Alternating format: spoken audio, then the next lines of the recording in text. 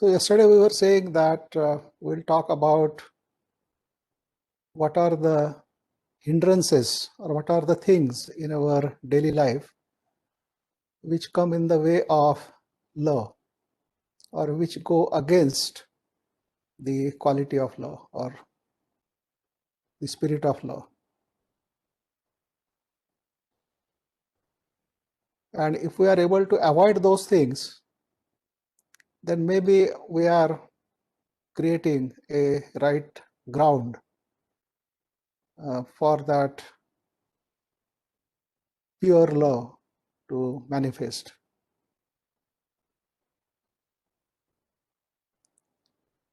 So one of the factors we had seen yesterday was the self-centeredness or the selfishness. That seems to be the main root of factors which go against the spirit of law. And we have said that when Krishnaji was discovered by CWL, that discovery was on the basis of absolute selflessness. That means he said that there was not a speck of selfishness in that boy. So which indicates that yes, this is the major requirement. And so in our life also, if we can find out if there is any selfless action in our life at all, that means something which we are doing not for profit, not to gain something, right? Not to gain even psychologically. Because when you are satisfied with your work, then that satisfaction is a psychological gain. So you are not seeking that kind of satisfaction also, not fulfillment also, but just the pure joy of doing that thing. So maybe that selfless act could be somewhat coming closer to that quality of law.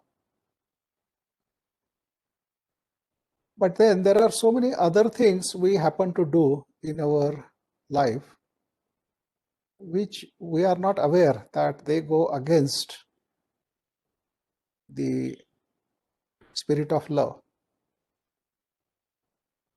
And we do those things under the assumption or pretext that you are being truthful, you are being factual.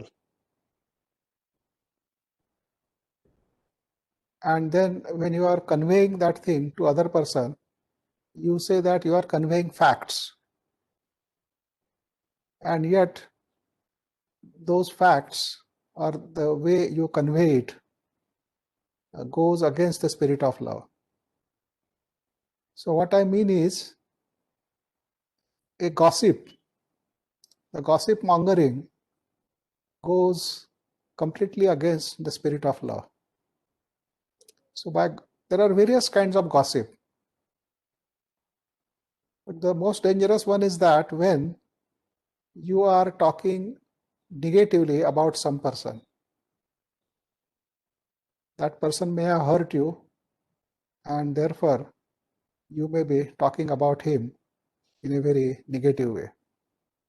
And so you convey that to others, then the others also start thinking in the same way about that person. And then this word spreads, which means that you are building up a psychological pressure against that person, right, who happened to hurt you, who happened to do something. Maybe he has not hurt you, but he has done something which is wrong in your eyes or according to you. And therefore, you say that that person is wrong. And then you want to convey to others about that person, what he is. But then there are various things happening in this. One thing that is happening is you are filling up your mind with all negative thoughts.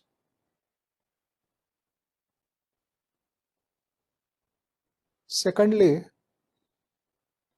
your negative thoughts are going to affect that person in some way, because we have said that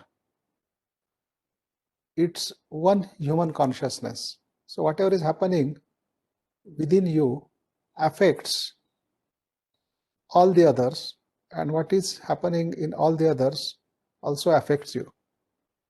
So there are no impenetrable walls.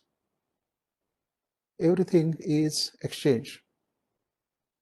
So while we were studying this about consciousness, that time we had explored this, that thought as a field.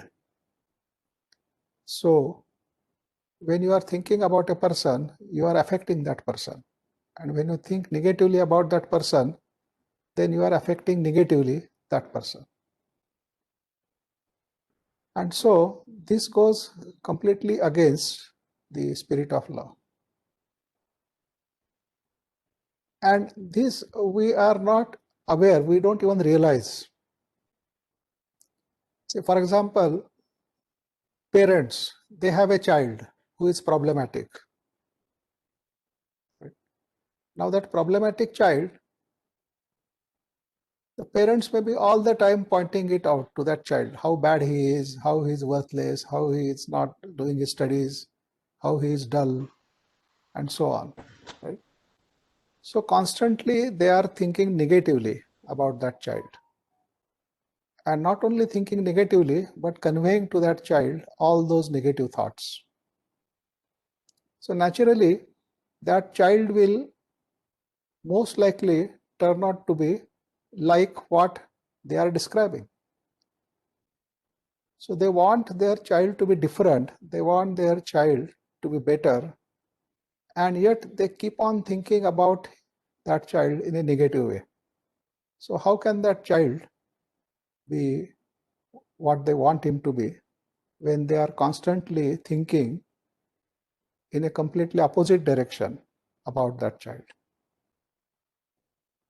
And this they are not aware. They say that, well, that child is like that, and they are only factually describing. But is it really a factual description? It were a factual description if there were no psychological content behind that description. But if you observe the psychological state of the parents who are thinking negatively of their child, then you will realize that yes, it's not a pure objective description, but it has a large psychological component to it, and therefore it is going to affect the child negatively.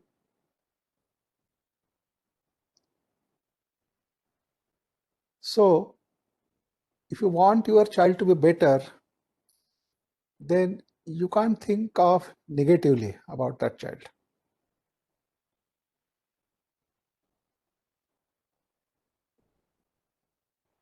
And not only that, if you talk about that child negatively with others,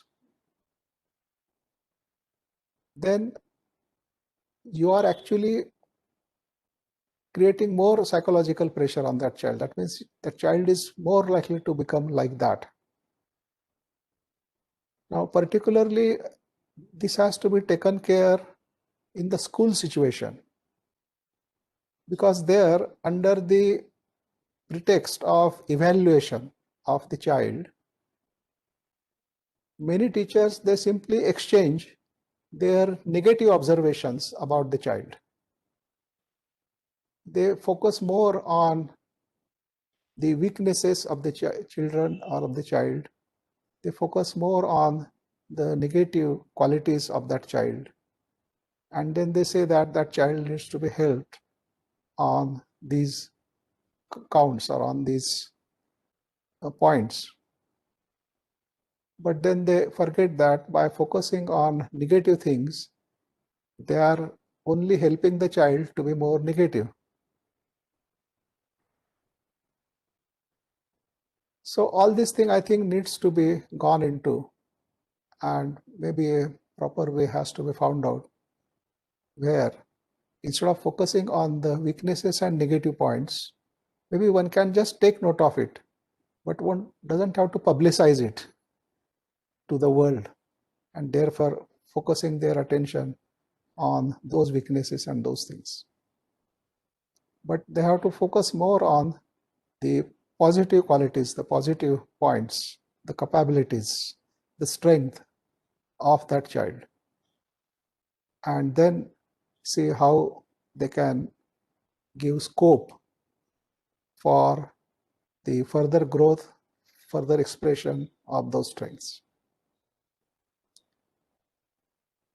So this gossip is not only filling up your consciousness with negative thoughts and also spreading negative thoughts around you, but also it consumes a lot of energy.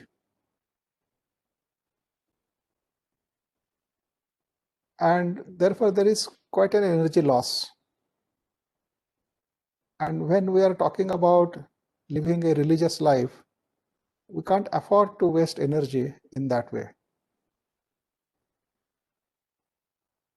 So I think one has to be watchful when one is talking in one's day-to-day life, and particularly when you are talking about the other person, then you have to be very careful as to what exactly you are talking, why you are talking like that, and what is it that you want to gain or convey by talking that.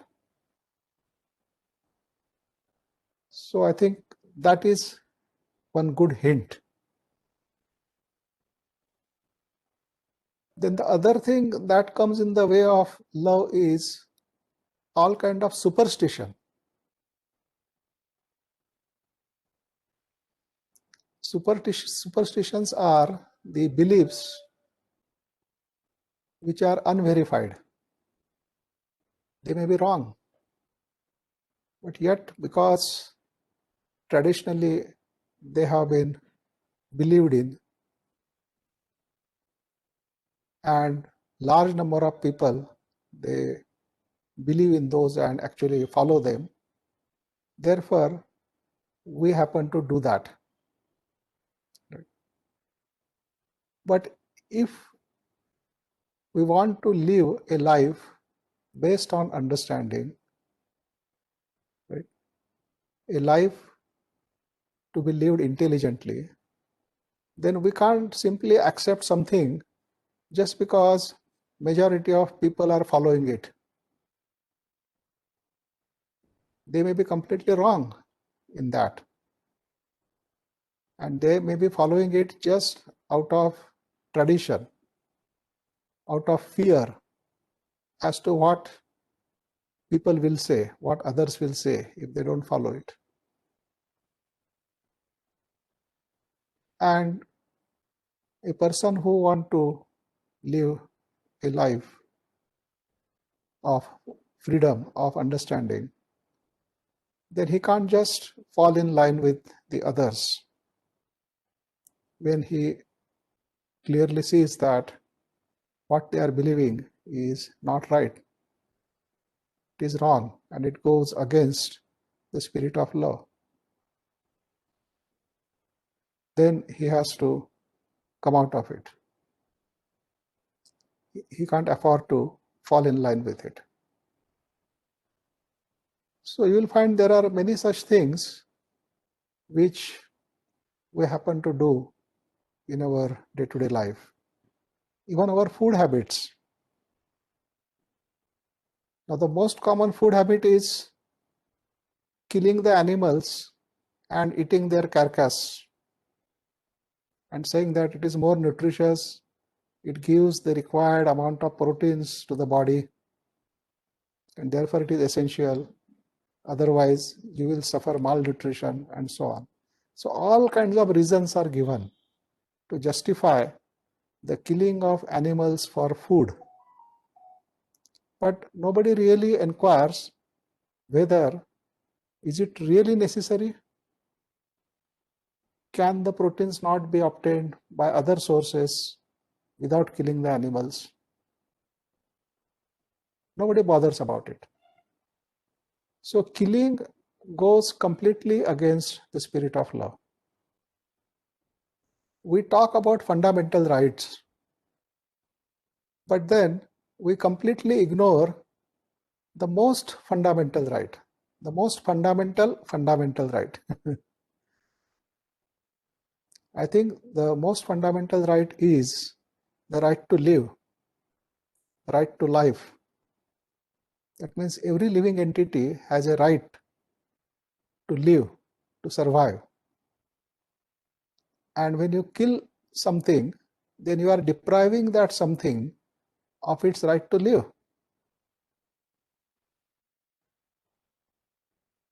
And then you are eating that dead body. So this simply goes against the spirit of love. When we talk about passion for all, love for all, and yet at the same time, we are killing some life forms. So that is a superstition that human beings need to kill animals in order to survive. They need to kill the animals for their food. And then there are so many other kinds of superstitions, religious superstitions, superstitions based on certain traditions, superstitions picked up by people by reading various scriptures or following certain gurus and so on. So they are unverified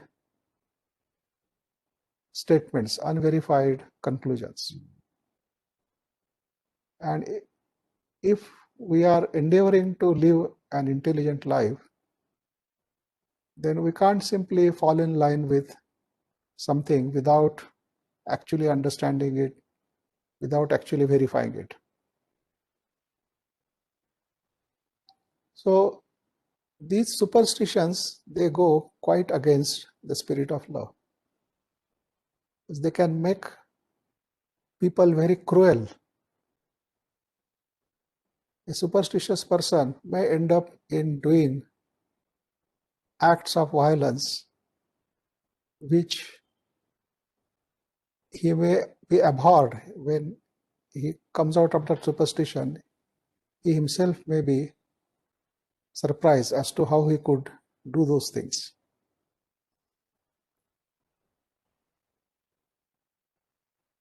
If we look at history, then the human beings have killed other human beings for the sake of religion, in the name of God. So I think probably the highest number of human killings have happened in the name of God. Not actual God, but the idea of God.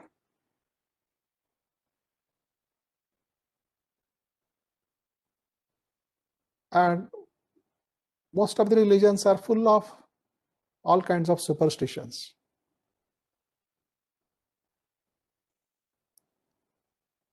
And therefore, I think it becomes very important for a person who wants to live an intelligent life that he has to understand these things. So just accepting something and following it is out of question for such a person. He has to understand what exactly he is thinking. He has to understand why he is doing certain things. What is the motive behind it? Because he is learning about himself. And when he has to learn about himself, there is no option. He cannot say that I will learn only about these things about me, and certain other things I will not learn about. There is no option. You have to learn about yourself completely, whatever that is there. And therefore, if you have unverified beliefs, then it is better to check them, better to find out why you need to believe them. What is it that you are gaining out of it? Many times, the feeling of psychological insecurity happens to be the cause of these unverified beliefs, because that belief may just make you feel psychologically secured. So by believing in something, you feel secured, and just to feel secured, you may be accepting that belief. So then you will have to go into why you feel insecure.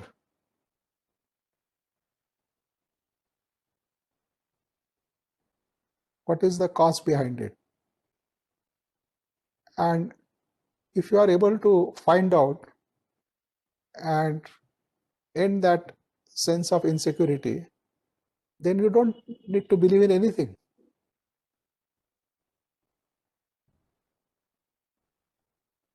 Then the life is completely based on facts and not on imagined beliefs.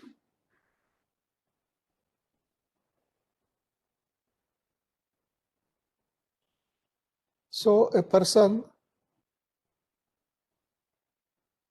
trying to find out what that law of a completely different dimension is, he can't afford to be superstitious. And if he finds himself superstitious, he has to then work on it, find out why he is like that, and so on.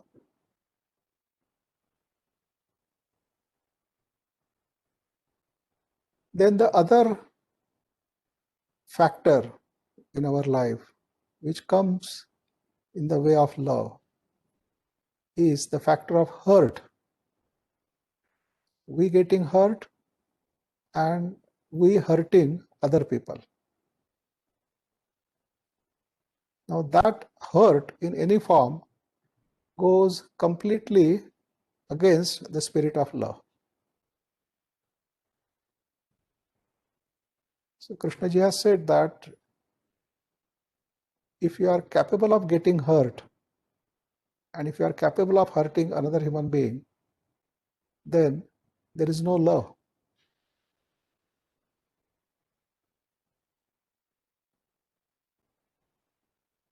So the deliberate hurt is out of question.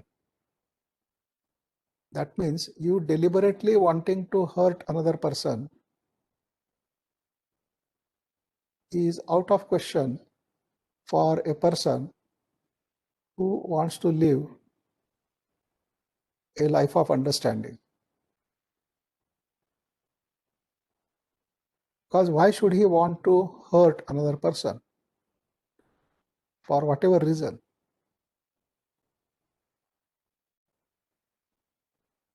But then, unconsciously also, you should not hurt another person. Deliberately hurting is out of question. But even unconsciously, unknowingly also, you should not be hurting another person. So which means that we have to be watchful about our actions, about our speech, about our state of mind, so that we don't happen to end up in an action which can be hurtful to another human being.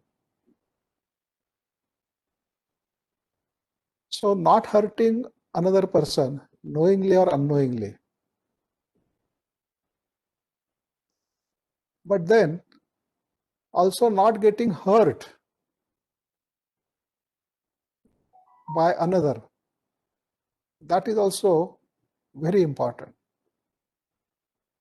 because if you are hurt, then a state of mind which is in the state of hurt is far, far away from the spirit of love.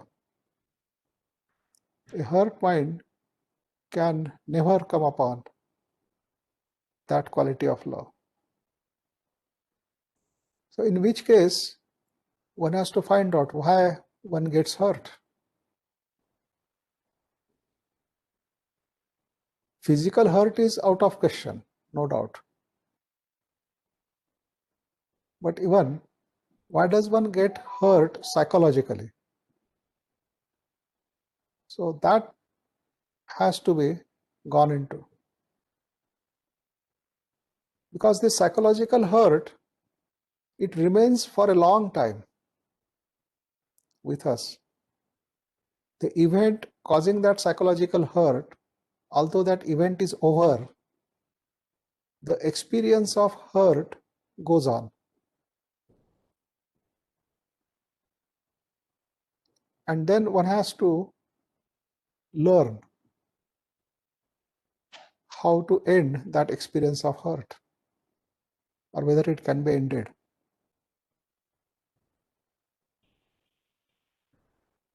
So that is possible only through constant attention. That means when we are living our day-to-day life in an attentive way, then there is a possibility that you don't carry on with that experience of hurt. Maybe then you are able to end that experience with the event itself. That means as the event which is hurting you is over, then your experience of hurt is also over. So there is no carry forward of that experience. You are free. No residue of that event left in you. So it is possible to live like that. So not hurting.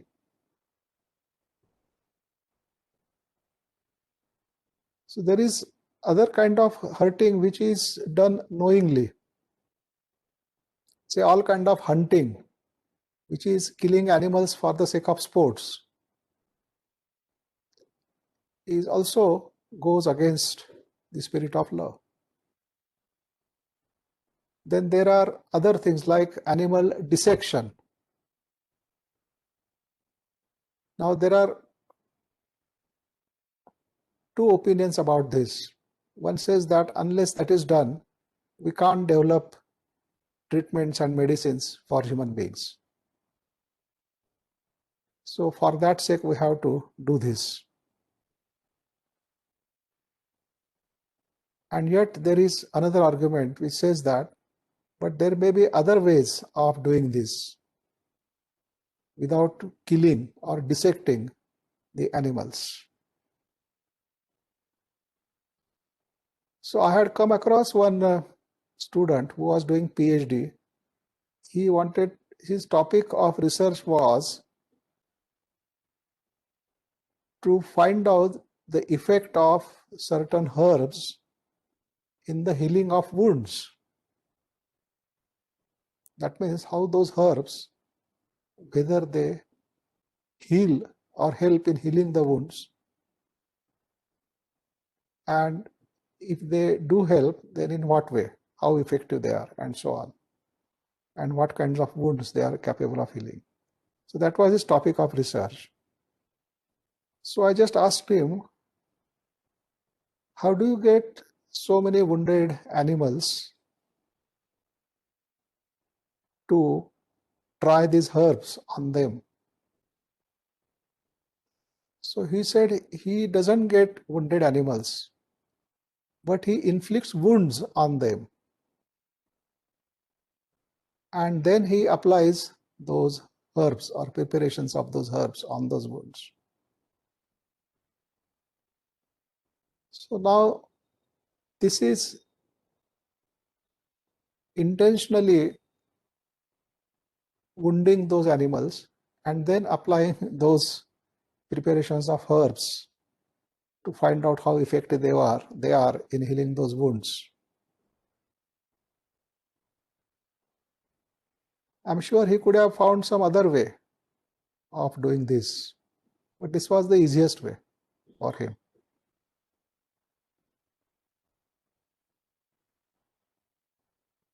So there are so many such things in our life, not only at physical, but also at psychological levels, which we keep on doing them without being aware of what exactly we are doing and why we are doing it.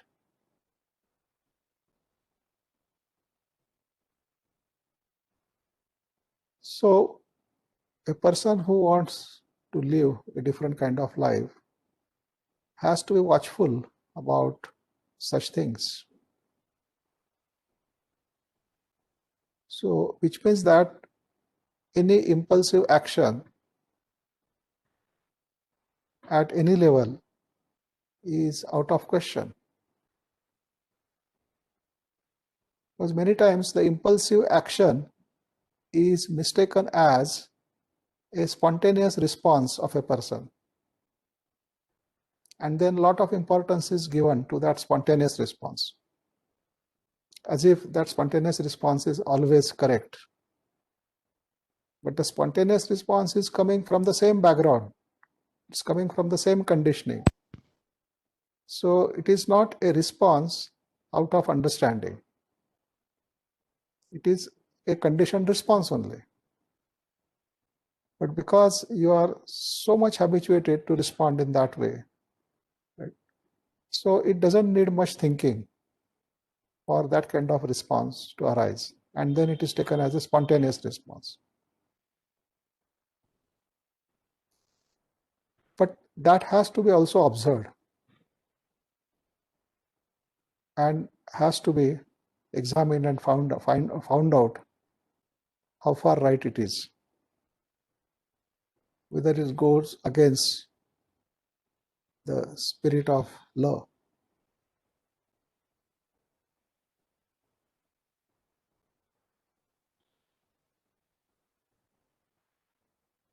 So there are these so many things, the so-called practical things.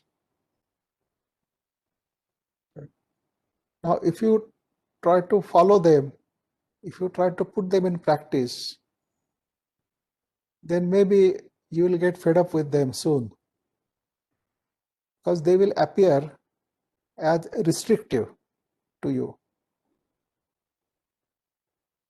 Because a self-centered life, the life of the self, and the self wants to do all kinds of things and doesn't like any kind of restriction on it.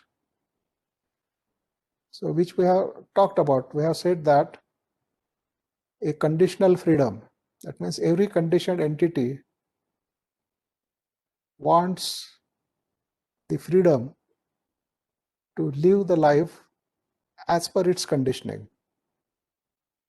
So even this self, the ego, also wants to be free to live as per its conditioning. And then whatever we have said just now, if in that framework, if that ego has to live, then he will find his freedom restricted, and therefore he is likely to rebel against it. And we have said that the essential nature of love is freedom. Without freedom, there cannot be love. And if we are going to create a pattern, a structure out of whatever we have been saying just now, then that becomes a restriction. That means you are denying freedom to that entity called ego, and which itself is against the spirit of love. So that is where the observation, or paying attention is important, because attention doesn't prevent the thing from being what it is. That means you are just observing a thing for what it is, without any restrictions, without any compulsion on it. And so, in a way, we can say that the true observation is possible only when there is love. Because with love goes freedom. Freedom is the essential nature of love. So when the entity is completely free to be what it is, then only it reveals its true nature. And only when it reveals its true nature, there is the complete understanding. There is a possibility of complete understanding of that thing.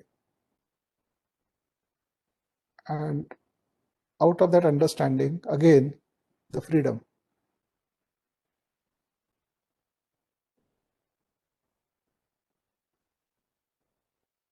So which means that probably there is no alternative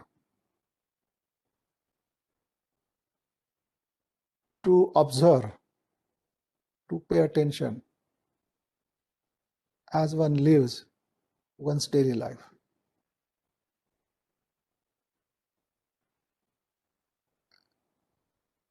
And through that attention, then, not only the observed is free to be what it is, but there is also that sense of freedom, the freedom per se. So I think I have talked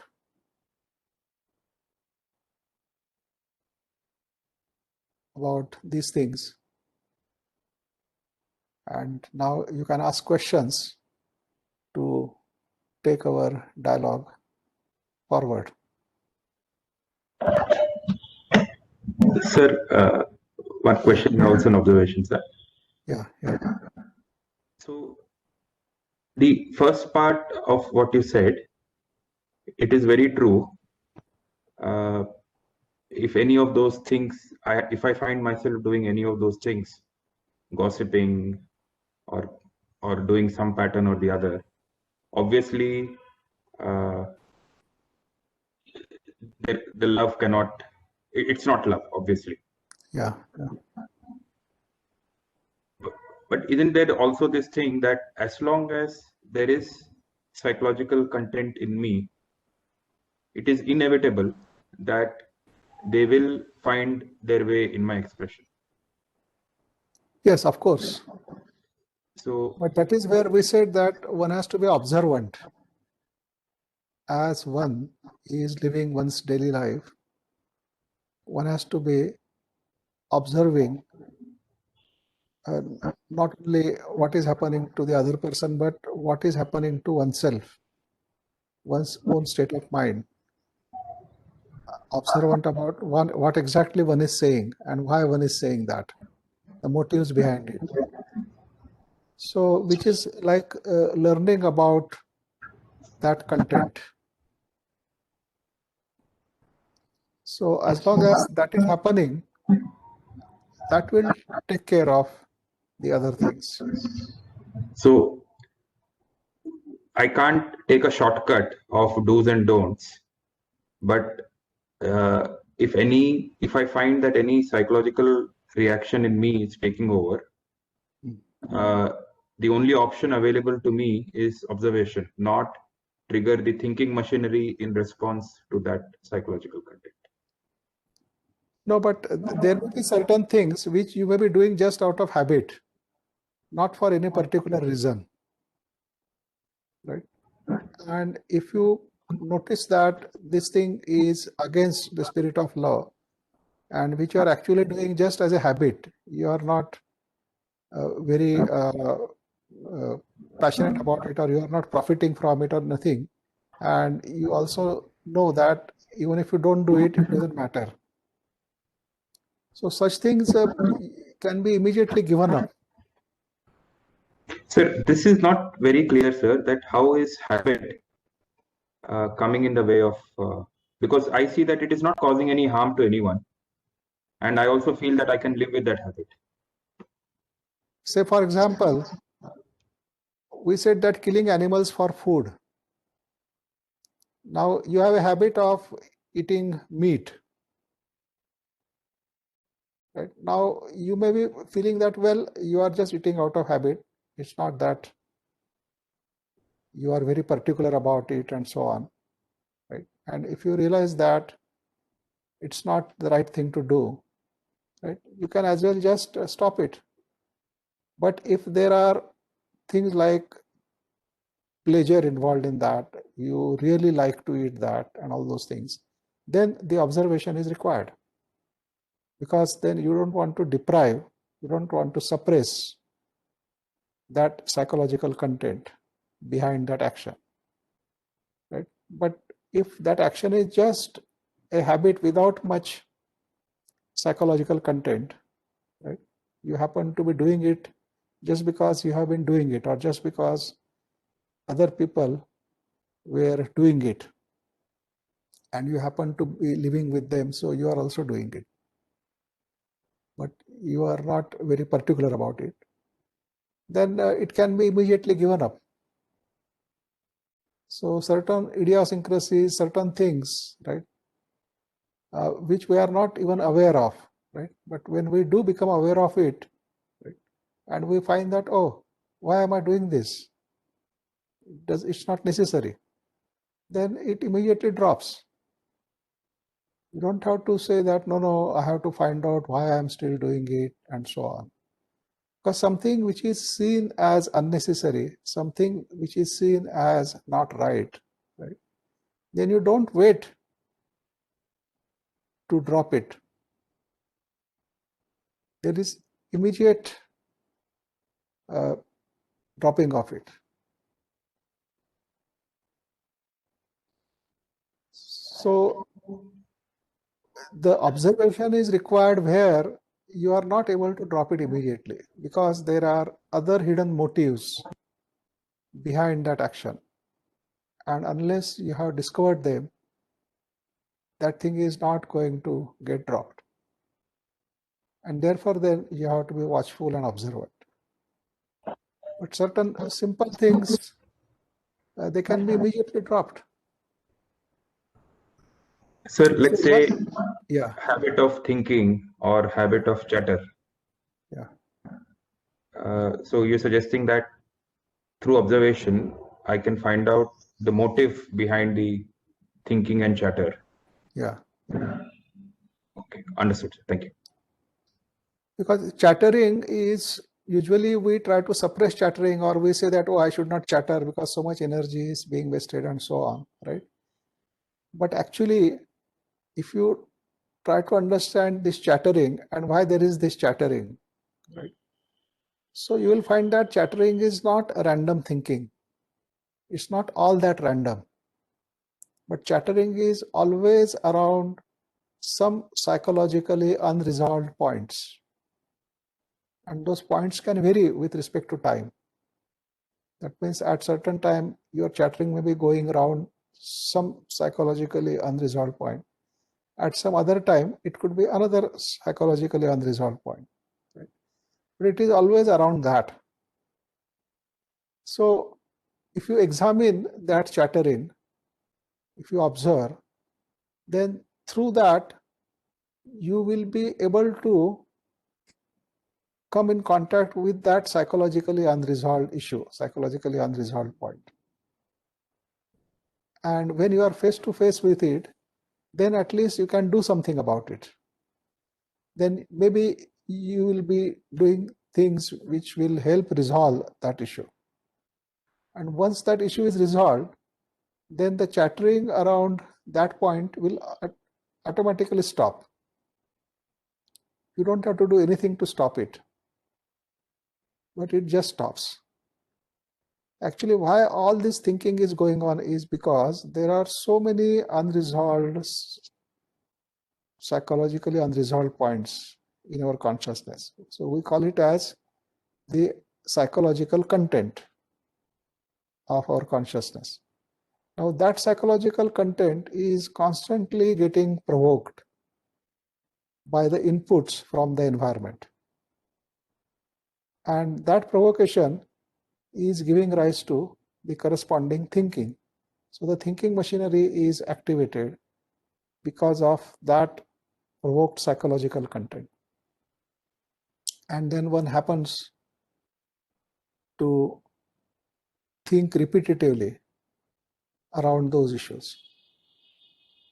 So that becomes a chattering.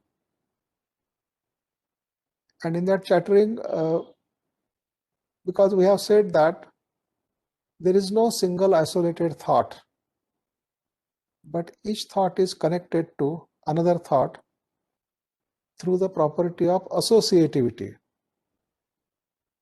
So this associativity may not be a link based on likeness, but it also could be a link based on unlikeness. It may be a link based on the opposite qualities and so on. So the link may be logical, it may be illogical, but still these thoughts, they are connected to each other. So it's the whole network of thought. It's not one single isolated thought, but a network of thought. And so if any thought gets activated or stimulated, right, then the thinking process may begin with that thought, but then it will, through property of associativity, the other thoughts will start also getting stimulated and they will start arising. So you will find that a whole chain of thinking arises out of this. And then you will find that this chain of thought is usually around certain psychologically unresolved points or unresolved issues. And therefore then you become aware of those issues, which otherwise you were not even aware of, that there were such issues in you. Because many times we may think the event to be over long ago, and we are not aware of the residue that event has left behind. So only when that residue responds, then through that response we become aware of that residue. And then if we examine, then we realize that, oh, well, although I thought that event to be over, it was not over psychologically. The residue was still there. So there are certain things which can be done immediately. There are certain things which may need some more time, in the sense that one needs to observe, one needs to examine it. Hello. Hello. Yeah, namaste. Yeah, please ask. Yeah. Namaste. Yeah. Namaste, Pawanji. Kishore. Yeah. Pawanji, Yeah. ask question. Sir, is there different psychological content for different individuals? Is there any way to end the psychological content all at one blink, like in a short period of time, in objective time? That is the question, sir. But usually we don't seem to be capable of that. Yeah. We are able to see the details of the psychological content. So when you are caught up with details, then you have a limited view. Then you don't have the whole view, but you have a limited view. So with a limited view, then you are able to deal with a limited psychological content. Right? So then you may ask, what will make it possible to have the whole view at a glance?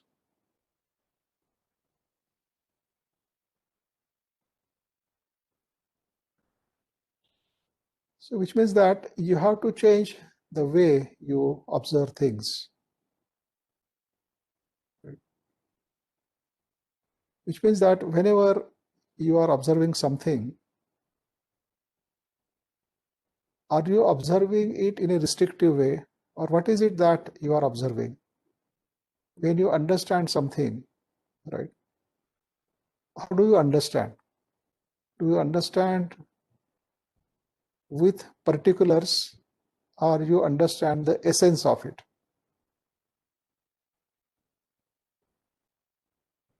Now, to give you a concrete example of this, say when I say the word triangle.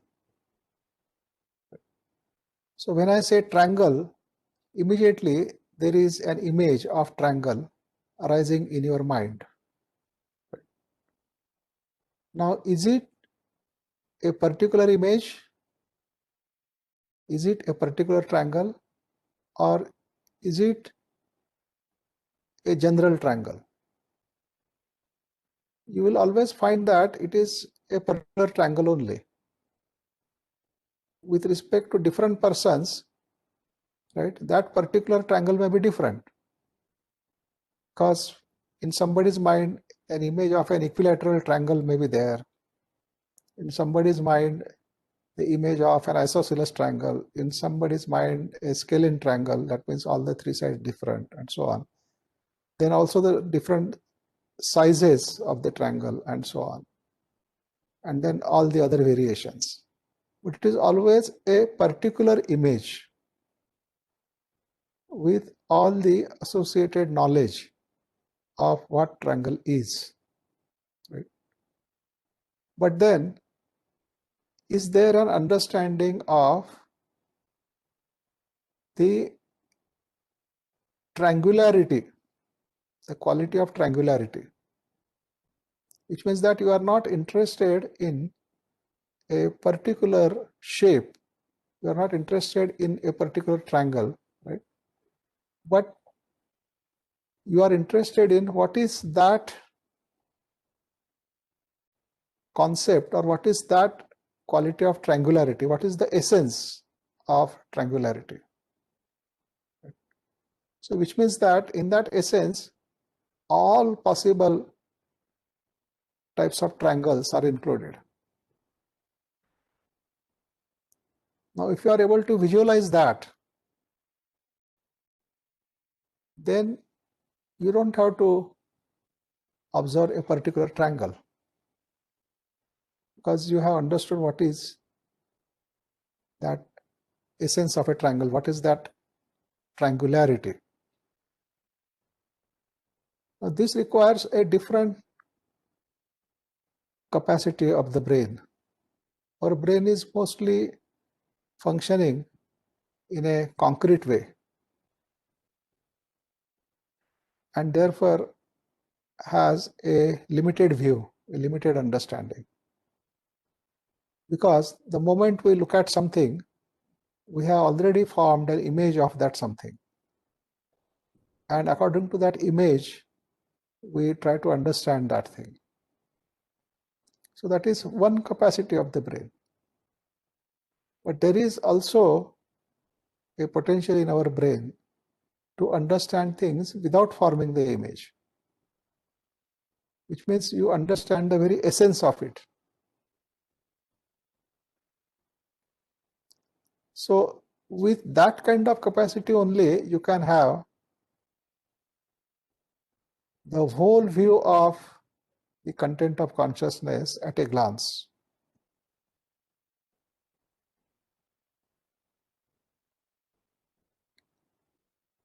But with the habit of looking at things in a particular way, looking at things by forming image, and even that image is not accurate, because we just see a thing, we don't see it wholly, we just see some part of it, and then we assume that we have seen the whole thing. And it becomes obvious when, if you are asked to draw a sketch of what you have seen, right, then you realize that you need to see that object again. You are unable to draw the sketch because you have not seen that object completely. So even an ordinary object you are not able to see completely at a glance. And now we want to see the whole content of our consciousness in a glance. So obviously it is not possible. So how we observe, how we look at things in our day-to-day life, right? That is also very important. If ordinary things we are not able to see completely, wholly, then the whole field of consciousness, how can we are simply not capable of seeing it at one glance. So I think one should begin from one's day-to-day life and see whether one can change the way one observes things. Sir, you said that capacity of you have that is it within the field of the thought or outside the field of thought? That capacity of the brain you are mentioning. Yeah, it is within the field of thought. What I am saying is that Thank you, even sir. within the field of thought, we are not using the full capacity of the brain. Oh, okay. There again, we are using very, very partially, very little capacity of the brain we are using. Okay. Yeah, so I think what you just brought out in this example of being able to move from seeing something specific to seeing the general principle, I think it's a very profound point. So could you expand on it with a more tangible example in let's say, because our observation always starts from something specific, in the sense if somebody said something to me and I get hurt, now that's a specific instance. Now to be able to quickly move from the specific to the general principle, so could you just elaborate on with an example, personal example? Yeah. Right. So we are taking example of hurt, right? And then a specific hurt, a specific incident of hurt taking place, say with respect to me. And in that specific event, I'm also thinking specifically, that means about the person who has been responsible for causing that hurt, then the state of my hurt, that sensation, and so on, right? But then I'm missing quite a lot. I mean, which means that I have not grasped the essential nature of hurt. Right? I'm only concerned with that particular sensation, particular feeling of hurt, and I'm trying to just do something about it, either to get rid of it, either to end it, or try to inflict hurt on the person who has caused that sensation in me. So these are all the limited particular responses. But I never ask, what is it that got hurt in me? Why am I hurt? Now, if you ask that question, then you, in order to find out the answer for that question, you have to move away from the particular. So, if you examine with that question, you will find that it is the image you had in you which got hurt. Then what is that image? Right? So what is the nature of that image, which is, when it is contradicted, causes this sensation of hurt, right? And then you examine the image and then you say that yes, there is a psychological content in that image, and so on. And finally, you arrive at an understanding which says that as long as there is a psychological image, the hurt is inevitable. So then you are not concerned with a particular hurt, but you are concerned with the phenomenon of hurt itself. Because today it may be this particular hurt, tomorrow it may be that particular hurt. Today it is this person who is hurting you, tomorrow that person who is hurting you, right? And how long you will keep on dealing with particular hurts, right? So what is the essence of hurt? The essence of hurt is a psychological image getting contradicted by a person, by an event, by anything. And when you understand that, right, then you are interested in finding out why are you holding that image having psychological content? How did it get formed? Because you realize that as long as such images are there in your consciousness, then there is always a possibility of getting hurt, and also the possibility of hurting another person. So then you start examining. And when you examine, right, you can actually observe how a psychological image is getting formed. Right? And if you are able to observe it actually as it happens, right, then you also realize that if you are attentive to what is happening, right, then the happening doesn't leave any residue, doesn't leave any memory in your brain.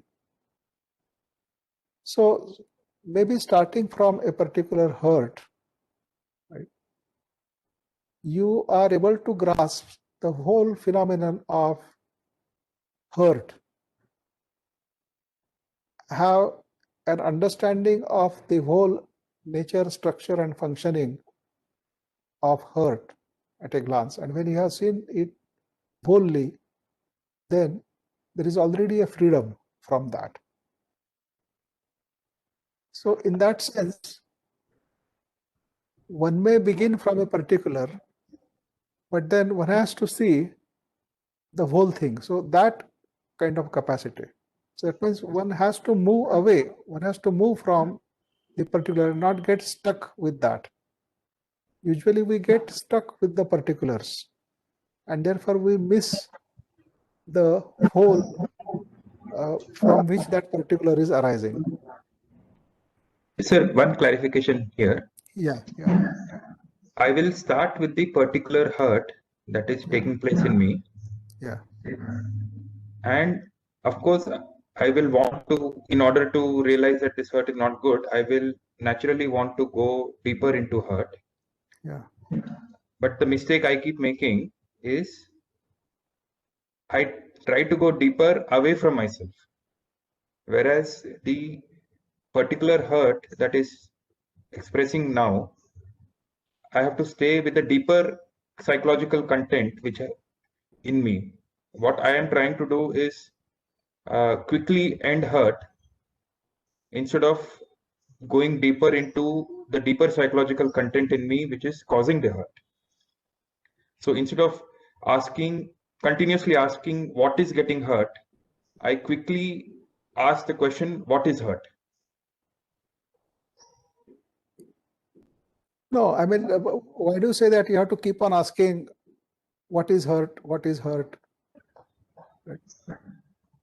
I don't think you have to keep on asking that question. You have to ask that question only once.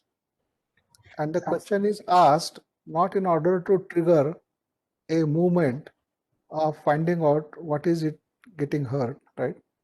But the question is asked to awaken you to that which is getting hurt, right? So if that awakening has not happened, then that question has become futile. So there is no point in asking futile questions again and again, because they will always be futile. Understood, So sir. there has to be a fresh attempt to look at the thing again. The attempt has to be fresh. So hurt is always manifesting through the psychological content stored in me. Yes, but that has to be a realization. That means that has to be an actual seeing. Now, stating it in that way sounds more like a conclusion. Right, And sir. then trying to look at things according to that conclusion. But then that will not help. Right? So Right. one has to be hesitant. That means why Krishnaji always takes an approach of questioning, right? Instead of clearly stating a thing, right? He is always raising a question about it. So the questioning is in order to awaken the brain to the fact of that thing. Because when the brain is awake, then it can see actually what it is. And when it has actually seen, it doesn't have to conclude about it. Doesn't have to do anything about it. And if when the content is seen for what it is, Yes. does hurt as an energy exist independent of the content? There is no hurt there. There is only energy. There is no hurt.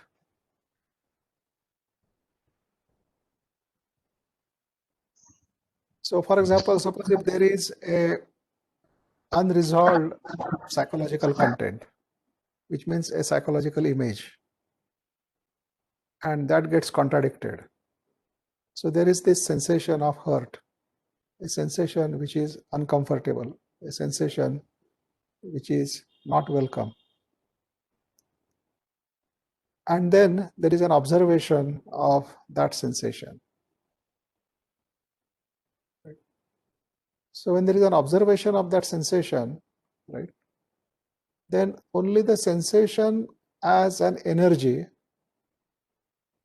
remains. But that feeling of discomfort, that feeling of not liking what is happening, right, that is gone.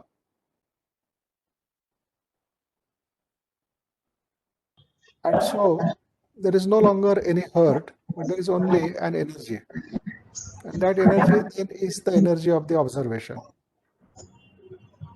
And that is true for everything, not just hurt. Yeah, but yeah.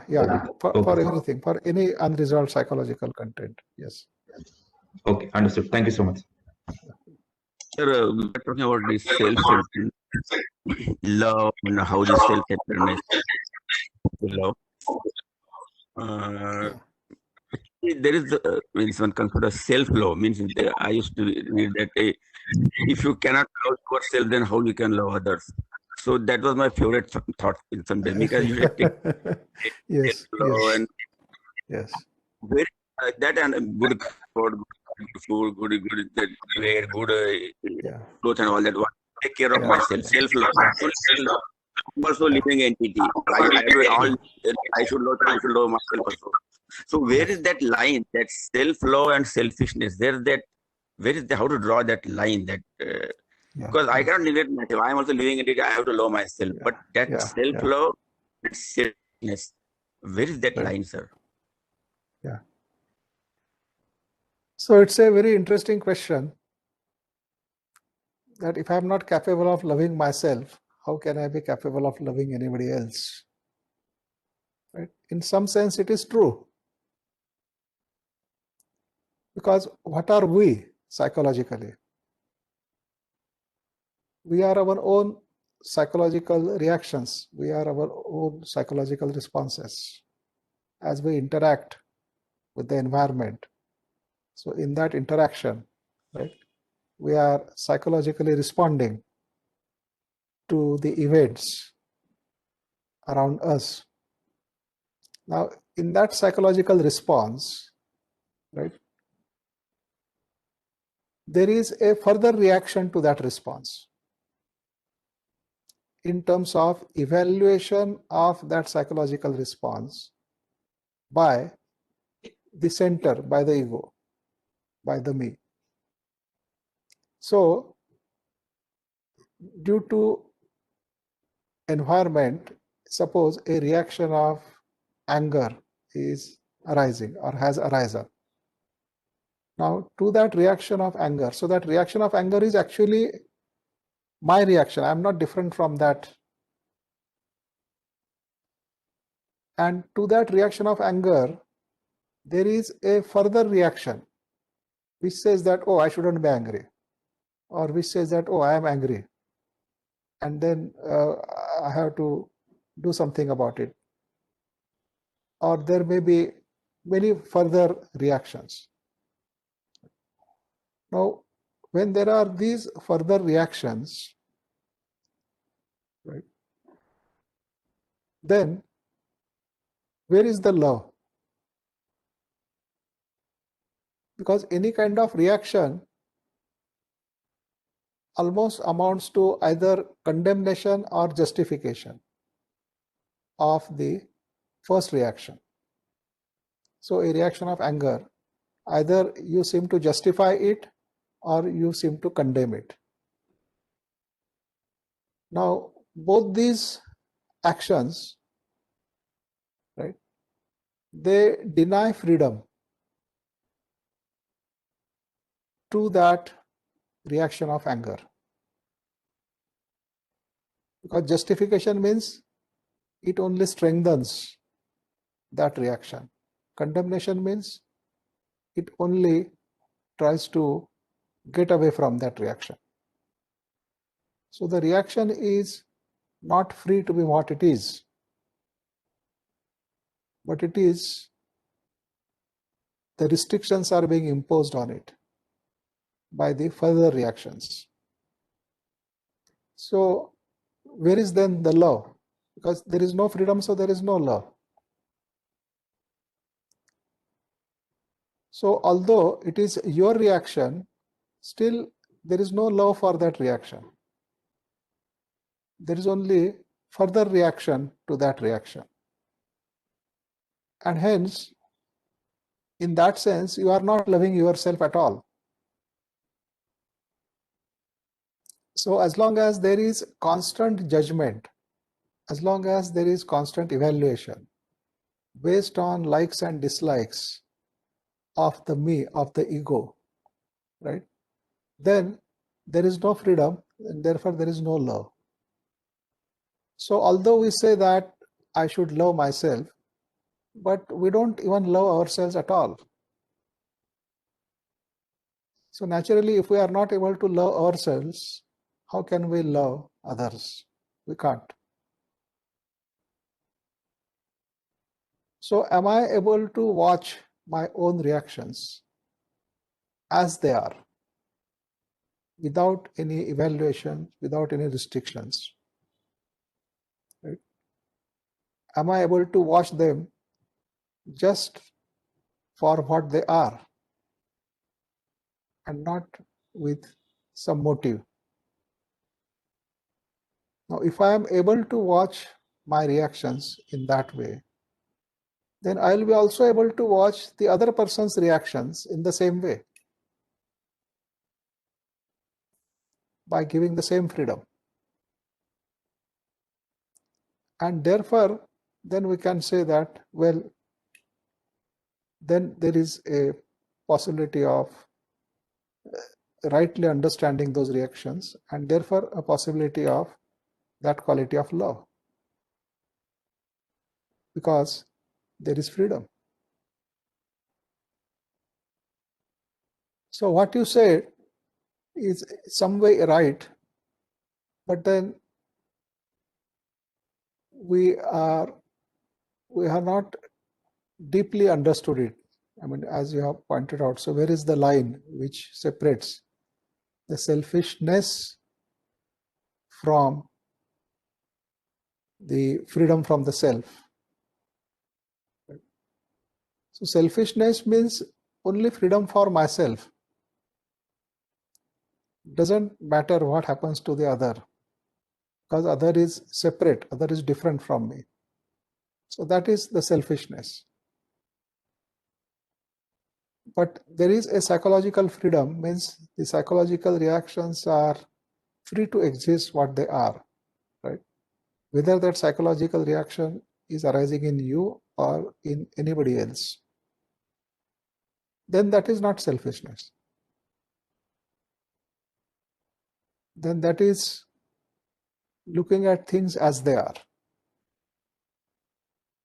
I had a question. May I ask? Yeah, please go ahead.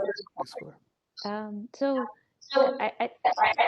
it almost sounds like love is the definition of love is to be able to give time and space without judgment, and it starts from our own reactions, our own ambitions, our own idiosyncrasies, and then starting from there, the love is it's such a it's an all encompassing quality, which you're saying that even our reactions we are patiently listening to. We give the freedom for even the reaction to come completely and go off. So that's a good starting point. And I think since the beginning of this workshop, I've been wondering that this whole concept of love is really far-fetched, and what am I'm when my chaos and the daily ambition and all this wanting to do so much, where does love have any place, the type of love that Krishnamurti ji is saying.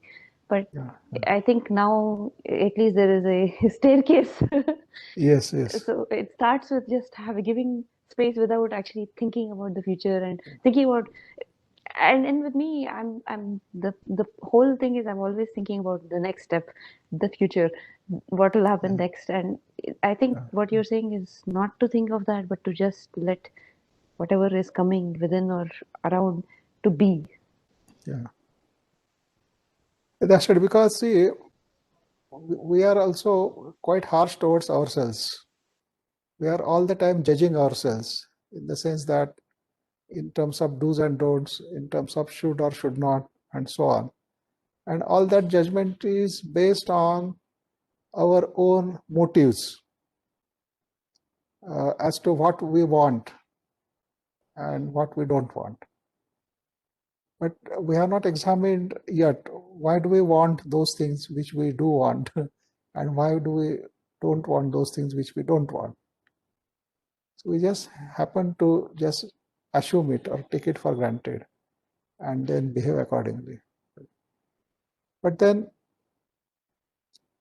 whatever affection we show towards other things, right, why don't we observe our own reactions with the same affection without any sense of condemnation or justification?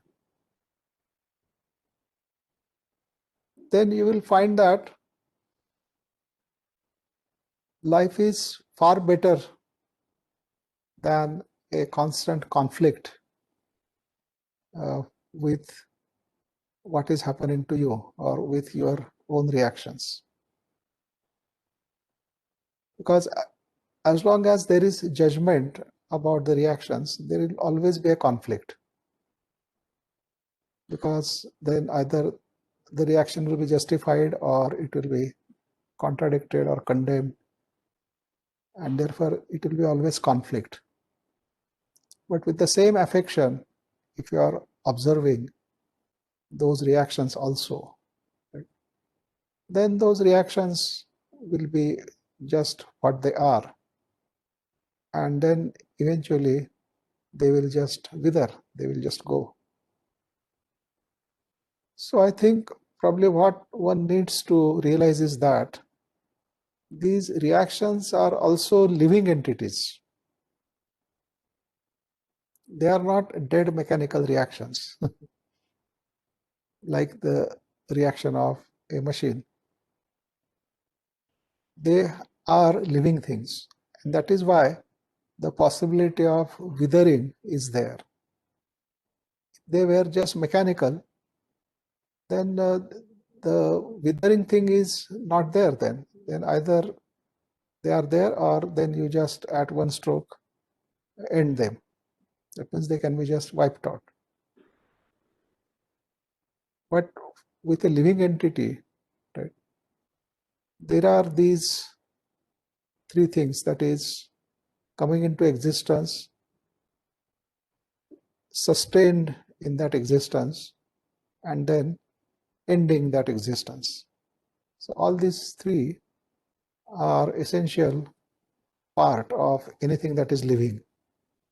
So a reaction arising, a reaction continuing, and the reaction ending. So this seems to be a natural cycle for that. And with the same affection, when you are looking at the whole phenomenon, right, then there is absolutely no conflict between you and that reaction. And so the reaction is able to live through its life cycle and come to its natural end.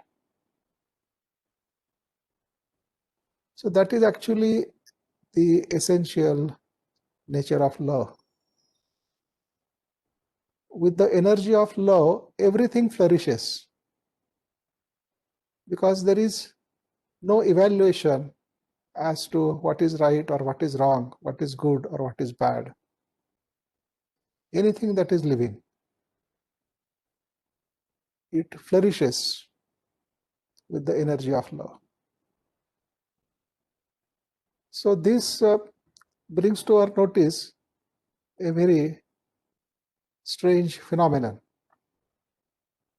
because we always say that, we always talk about satsang. So satsang means in the company of a good person, in the company of a saint, right, all good qualities in us, right, they get enhanced, they flourish, right. So that is usually the understanding. But actually, not only the good qualities, but also the so-called bad qualities, they also get flourished. It is just like you cultivate a land, you give manure to it, you water it, right? Then along with the crop, the weed also grows, right? It's not that only the crop will grow. Everything grows that is capable of growing. So in us, whatever the psychological content, all of that will get nourished by that energy of love. And therefore, just an impersonal observation, right, will let those things complete their life cycle and come to their natural end. And when they come to their natural end, it is ended once for all. So it will never come back again. It is like death. So death in the sense of ending. Now that death is possible again in the state of love. The natural death, the things coming to their natural end, that happening is possible in the state of love. So probably Krishnaji puts death and love also together, because if love is always new, always in the present, right, then death of the old becomes inevitable, because without death, love cannot be. Because death means the ending of the old. And only when the old has ended, there is a possibility of the new coming into existence. So in that sense, love and death, they seem to go together. Just as love and freedom, they go together. The essential nature of love is freedom. Competition, for instance, in the field of education, can be added to the obstacles preventing empathy, compassion, love from developing it, is it not? Yeah, that's right. Yeah, that's right. So the competition is actually is a big obstacle in coming in the way of love, because competition is based basically on comparison. Now, why do we need to compare one human being with another human being psychologically? Whether the psychological comparison is necessary at all. And out of that comparison, then there is also the measurement as to who is better and who is not better. And then based on that measurement, there is a further treatment of those human beings. Because in the school, when you compare children, right, and then you judge them that this child is brighter, is much more intelligent, the other child is dull, right? Then what kind of treatment a dull student is given in the school, and what kind of treatment a so-called bright student is given in the school, right? So there is a vast difference in those two treatments. So which means that we are judging those children psychologically, and based on that judgment, we are treating them psychologically. So we are causing hurt. So in one case, we are boosting the ego of one student, and at the other end, we are hurting the other child by calling him dull. And we have said that any kind of hurt goes against the spirit of love. So a competition, which is essentially a comparison, and comparison leading to psychological hurt, is definitely an obstacle in the way of love. Every emotion has a rational justification behind it. Hence, even if we observe the emotion, the rational justification sustains it. How will the content of consciousness end? But why do we have to rationalize an emotion? See, an emotion or feeling has arisen in oneself, right? Now, why does the thought want to rationalize it? What is the necessity of rationalizing it? Is it that maybe he feels that the emotion shouldn't have arisen, but since it has arisen, he has to justify it as to why it has arisen? But where is the need of justification? In fact, probably thought has nothing to do with the emotion. The emotion has arisen, so all that needs to be done is to be attentive to that emotion, to be attentive to what that emotion is doing, how it is arising, and so on. So there is no need to either justify it or rationalize it or condemn it and so on. Because rationalization is essentially a process where you have already an accepted, established framework within you, and by rationalization, you are trying to fit that reaction into that framework. And when it fits, then you say that, yes, that is also part of that. So it is okay. It's not something very undesirable or something very bad. But if you are unable to fit it in that framework, then you may say that, yes, then this has no place. So this has to go, and so on. So rationalization is just that kind of activity. But then where is the need to fit in that emotion or that psychological reaction? Probably there is no need. If you are simply attentive to it, right, then that psychological reaction will come to its own natural end. Then you don't have to rationalize it or try to fit it into already established framework in you. In fact, you don't need any such framework at all. So rationalization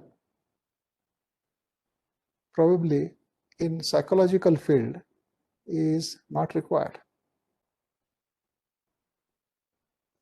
In the field of knowledge, in the technological field, rationalization is necessary, because there we are saying that whatever is already established knowledge, the new thing should not contradict it.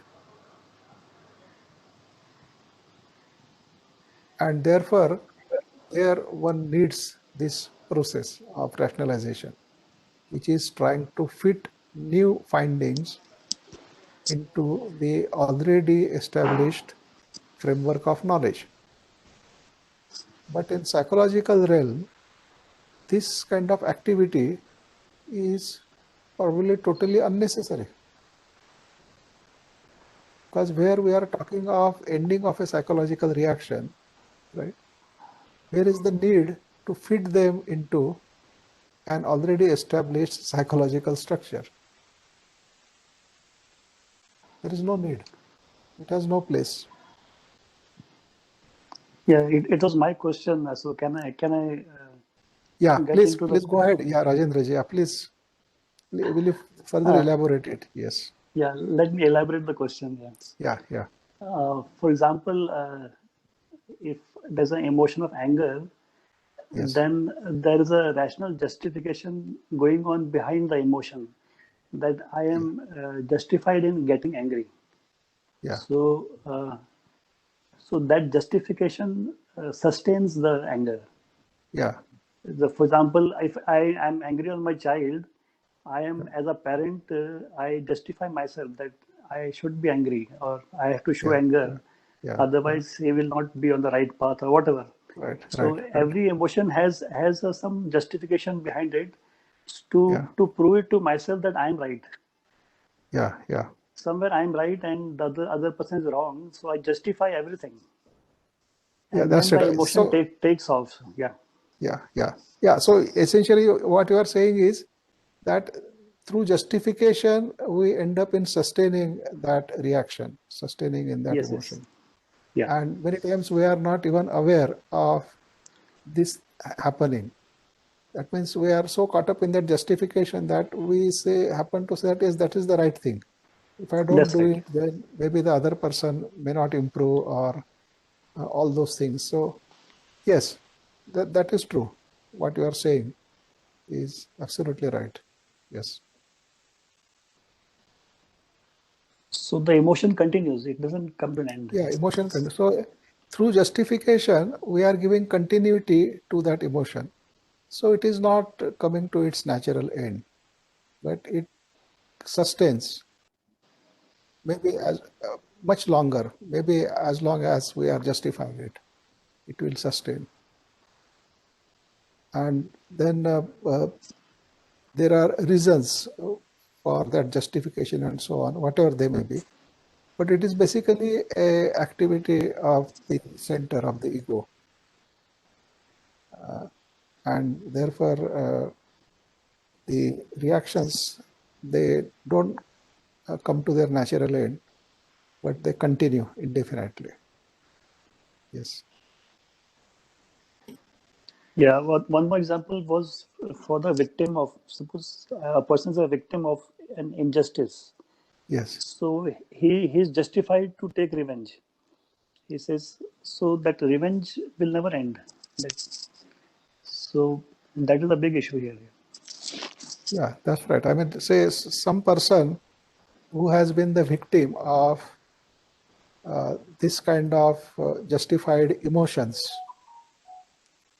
like say, for example, a child who has been tortured with these justified emotions by the parents. and that child actually was not responsible for what happened to it. Maybe the only contributing factor from that child was to be born with those parents. But then again, that was not his action. And in that case, the poor child has become a victim of the way he was brought up by his parents. And then when he grows up and he is able to look back and he sees how his parents contributed to what he is today, and what he is today, he is not at all happy with it. And therefore he holds the parents responsible for what he is. Now, is he going to take revenge? Now, what is revenge then? Does it mean that if his parents have done wrong to him, therefore in return, he also has to do wrong to them? And then he will say that, but doing wrong to them, is it going to put his wrong right?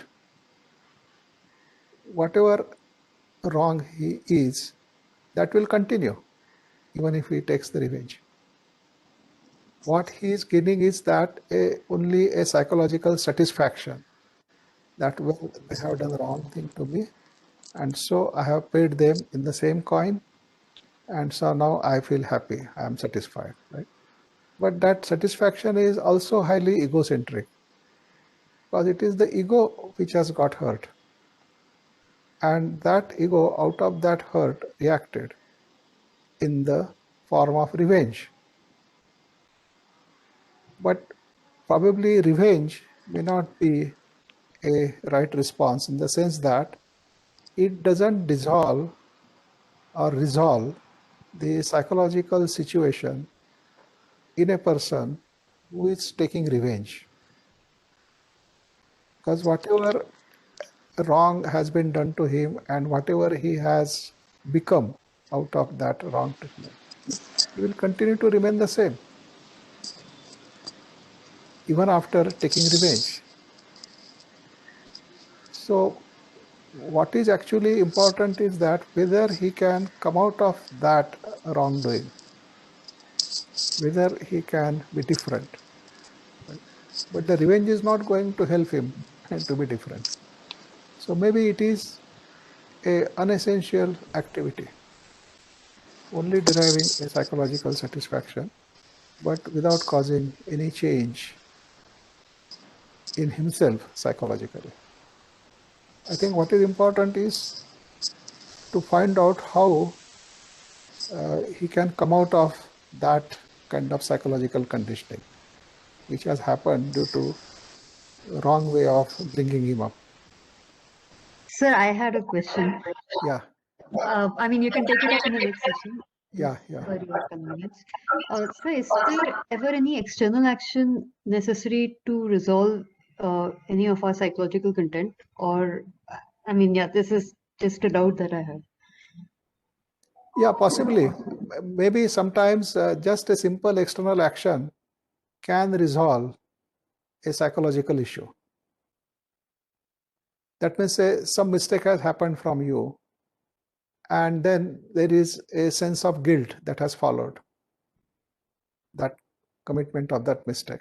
Right? And if that mistake is with respect to certain person, right, then I think the simplest outward action would be to go to that person, explain to him the whole situation and say sorry. And then that should end all that sense of guilt, all that mistake or whatever that comes with it. So you have cleared up the psychological ground by a simple physical action. So such things are possible, yes, certainly. One has to find out where exactly the origin of that psychological reaction. And accordingly, the action can be taken place. Is there no role for deeper observation and introspection? regarding the hurt phenomenon vis-a-vis your explanation to question by Venu. Now, what is the deeper exploration about the hurt? Right. What is the deeper exploration? Now, maybe the superficial exploration is just to get rid of that sensation of hurt, right? So that we have said that by paying attention to that feeling of hurt, right? That feeling of hurt can come to an end. And so it is no longer the part of your consciousness, in the sense that it doesn't form a content of your consciousness. It is over, right? But then the vulnerability to get hurt hasn't ended yet. So the deeper exploration of hurt means to find out why one is getting hurt at all. What is there in oneself, right? Which is helping one get hurt again and again in different situations by different people. Why does one get hurt at all? So maybe that is the deeper exploration of this phenomenon of hurt. Because through that, if you are able to see the whole mechanism of how the hurt happens, right, and the causes, right? So we have said that as long as there is a psychological image about anything, right, there is always a possibility of that image getting contradicted, and therefore the possibility of hurt. So now this is the deeper understanding of the phenomenon of hurt. And so then you have to ask why you are forming those psychological images at all. How do they get formed? And whether it is inevitable or whether it is necessary to form those psychological images, or is it not possible to live one's life without forming any psychological image? So that is still a much deeper inquiry, right? So like that, the inquiry can deepen depending upon your questions, depending upon what you want to explore. So certainly there is always a deeper exploration possible about anything. So I think better we stop now, and we'll meet at 5:30. So now I'll end the meeting. Yes, sir. Please, you can end. Yeah. Thank you, sir. Yeah. Thank you, everybody. Okay, namaste. Thank you, sir.